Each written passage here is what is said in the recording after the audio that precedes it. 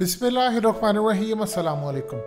इमरान खान की ज़ेरे क़यादत सिक्योरिटी का अहम तरीन इजलास हुआ। जनरल बाजवा समेत उसमें टॉप की क़यादत ने हमारी शिरकत की, लेकिन इस इजलास के अंदर अफ़गानिस्तान का इशू तो डिस्कस हुआ सो हुआ, लेकिन बैक एंड पर जो सूरत हाल चल रही है वो इतनी ज़्यादा ख़तरनाक है कि ऐसा लग रहा है कि इंडिया और खुफिया ताकतें और दुनिया को कंट्रोल करने वाली ताकतें अब चाह रही हैं कि किसी तरह कोई लावा पक जाए, कोई हमला हो जाए जिससे खित्ते के अंदर डाइवर्ट हो जाए सारी सिचुएशन। अशरफ गनी ने मोदी को कहा कि अपनी फौजें अफगानिस्तान में भेजो, हमें मदद की ज़रूरत है, तब भेजोगे जब काबुल पूरा फतह हो जाएगा।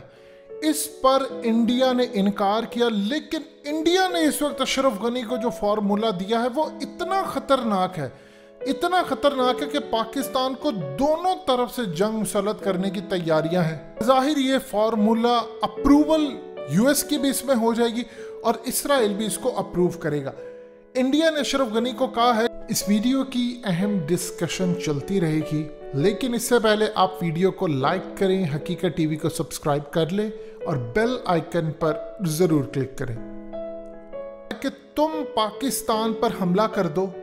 इस तरह कहते हुए कि हम अफगान तालिबान पर हमला करें या पाकिस्तान अफगानिस्तान के अंदर लड़ने वाले मुजाहिद भेज रहा है या पाकिस्तान फाइटर्स भेज रहा है, लिहाजा हमने यहाँ पर हमला किया, तुम पाकिस्तान के इस बॉर्डर से हमला करो, हम पाकिस्तान के इस बॉर्डर से हमला कर देते हैं, ये कहकर के पाकिस्तान इस वक्त कश्मीर के अंदर भेज रहा है। ये इतना बड़ा प्रपोजल इस वक्त अशरफ गनी की टेबल पर फेंका है। अशरफ गनी की औकात कुछ नहीं है, 0/0/0 औकात है अशरफ गनी की, कतन कोई औकात नहीं है। उसके सिर्फ दिन है, चंद दिन बाकी हैं कि वो इक़्तिदार में, उसके बाद काबुल का तख्ता उलट जाएगा, ना गनी रहेगा ना उसके हैंडलर्स रहेंगे। लेकिन जाने से पहले वो पूरी कोशिश कर रहे हैं कि आखिरी हद तक अफगानिस्तान को जंग में झोंक कर जाए। और इंडिया ने इस वक्त अशरफ गनी को कहा है कि तुम चढ़ दौड़ो पाकिस्तान पर और मैं इधर से हमला कर दूंगा, क्योंकि इंडिया को पता है कि अगर अफगानिस्तान का मैटर क्लियर हो जाता है तो चाइना उधर से हमला करेगा, उधर से पाकिस्तान इंडिया को घेर लेगा, जो इंडिया के लिए सबसे ज़्यादा खतरनाक सिचुएशन है। लिहाजा वो इसको आग को पूरी तरह चाहता है कि वो इतनी तेजी से फैल जाए जिसमें सारे लपेट में आ जाए और इस आग से बाहर कोई ना निकल सके। ये इस वक्त लेटेस्ट प्रपोजल सेंड किया है अशरफ गनी को और कन्विंस किया जा रहा है। इस वक्त मोदी की जानिब से कन्विंस किया जा रहा है। अजीत डोवल राब्ते में है, उनसे बार बार मुलाकातें हो रही है, सीक्रेटली मुलाकातें हो रही हैं डिफरेंट जगहों के ऊपर, इंटरनेशनल सतह के ऊपर भी।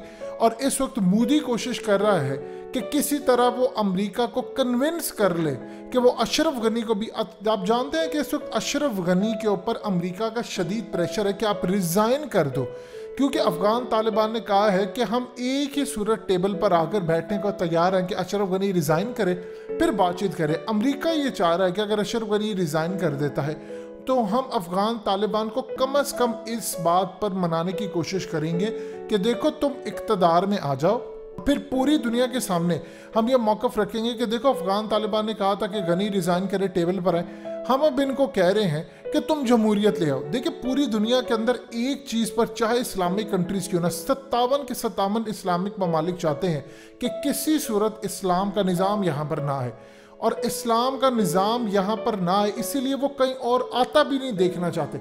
लिहाजा इस वक्त जो सूरत हाल चल रही है वो ये चाहेंगे कि अफगान तालिबान को टेबल पर बिठा कर कहे कि तुम जमहूरियत ले आओ, जिससे अमेरिका पूरी दुनिया के सामने कहेगा कि ये निज़ाम लेकर आना चाहते हैं, ये फिर सपोर्ट करेंगे, ये फलाना करेंगे, ह्यूमन राइट्स की वायलेशन करेंगे, लिहाजा हम इन पर चढ़ दौड़ेंगे।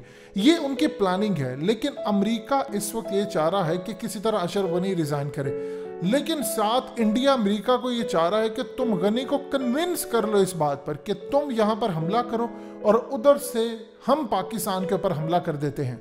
देखिए अशरफ गनी और इंडिया इस वक्त क्या चाह रहे हैं, वो चाह रहे हैं पाकिस्तान की टेंशन सारी डाइवर्ट हो जाए। वो देख रहे हैं कि पाकिस्तान बैक कर रहा है, चाइना बैक कर रहा है अफगान तालिबान को, इवन के रशिया बैक कर रहा है, सेंट्रल एशियन कंट्रीज बैक कर रही हैं। आप देखिए कि अशरफ गनी की मुलाकात हुई है रईस सानी से, जिन्होंने आज उनकी सरमनी थी, सारी दुनिया उसमें शरीक थी, अहम ममालिक जिसमें पाकिस्तान भी शामिल था।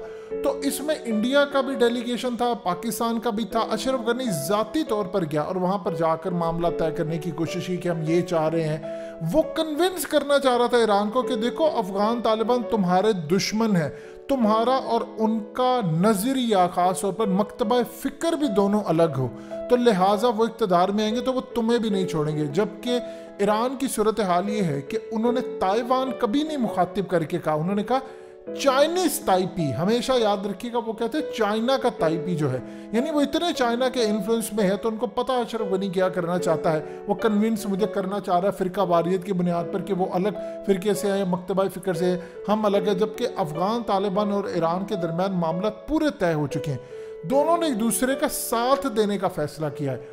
अब यहाँ पर इंडिया के लिए एक फेवर बहुत ज़बरदस्त है। इंडिया ये चाह रहा है कि पाकिस्तान को मैं इस जंग में घुसेड़ लूँ और अमेरिका भी शामिल हो। अमेरिका, अगर इंडिया इस वक्त पाकिस्तान पर हमला करता है तो वो जानता है कि पाकिस्तान के ताल्लुकात अमेरिका के साथ शदीद नौयत के ख़राब हैं। स्पेशली जब से हमने अड्डे देने से इनकार किया, स्पेशली तब से जब हम इस वक्त पूरी तरह अमेरिका और पाकिस्तान आमने सामने है। इमरान खान जबरदस्त करने के लिए हर वक्त तैयार रहते हैं, फौज के मामला तो आप जानते हैं उनके ख़राब है। तो इस वक्त पूरी तरह जो खेल चल रहा है वो बड़ा इंटरेस्टिंग खेल है। अब यहाँ पर इंडिया एडवांटेज लेना चाह रहा है क्योंकि अमेरिका की उन्होंने बात मानी है और वो साउथ चाइना गए हैं, जबकि अमेरिका ये चाह रहा है कि इंडिया अपनी फौजें भेजे। तो लिहाजा इस पूरी सूरत हाल के अंदर अफगानिस्तान के मामले के ऊपर फौज ने डिस्कस की, एयरफोर्स हमारी पूरी तरह अलर्ट है। इवन कि आप अंदाज़ा कीजिए, ये जो अमरुल्लाह साले ने बात की थी कि पाकिस्तान की एयरफोर्स ने मना किया, असल में होता यूँ है कि आप इंटरनेशनल जहाँ पर बॉर्डर्स होते हैं उसके 10 किलोमीटर तक आप स्ट्राइक नहीं कर सकते, ना पाकिस्तान कर सकता है ना अफगानिस्तान। इनका जो प्लान था कि स्ट्राइक करने के बहाने पाकिस्तान पर हमला करें और उसके बाद कहें कि हमने दहशतगर्द मार दिए, या ये कहें कि पाकिस्तान भेज रहा था तो हमने ये किया।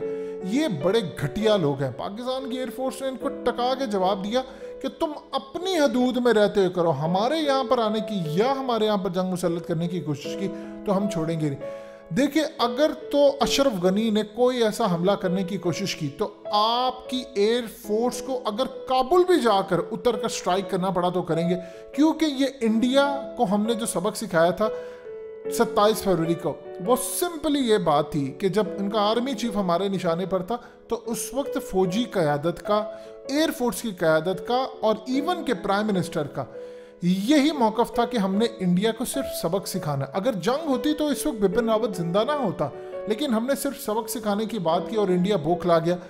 अगर पाकिस्तान को रिएक्शन का पता होता कि इंडिया ने उस रात जब उन्होंने कह दिया कि हमने पाकिस्तान पर एटमी हमला करना है, एम्बेसीज खाली होना शुरू हो गई, ये तमाम चीज़ें, तो फिर पाकिस्तान ने इनको छोड़ना नहीं था। पाकिस्तान ने उनके आर्मी चीफ को भी नहीं छोड़ना था, लेकिन हर दफ़ा हम कोशिश करते रहे कि हम जंग से बचे रहे। अब अगर अशरफ गनी कोशिश करेगा तो आप देखेंगे फिर उसके बाद फिर पाकिस्तान और चाइना मिलकर लड़ेंगे।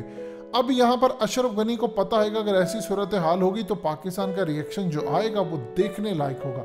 सो इंडिया के साथ इस वक्त बहुत बुरा होना है, क्योंकि इंडिया जो इस वक्त चाले चलने की कोशिश कर रहा है, अगर इमरान खान ने, जो इस वक्त अमेरिका जो कि इंडिया का असल में गॉड फादर है, उसको अगर नहीं बख्शा और वो अगर इंडिया के खिलाफ उसी तरह हो गए जिस तरह अमेरिका के खिलाफ, तो फिर मोदी को कोई बचा नहीं सकता। इन्होंने अभी 27 फरवरी का ट्रेलर देखा था, फिल्म जिस दिन चल गई तो फिर इंडिया संभालता फिरेगा अपनी रियासतों को, जाहिर सी बात है चाइना भी नहीं छोड़ेगा। तो ये इस वक्त करंट मामला है।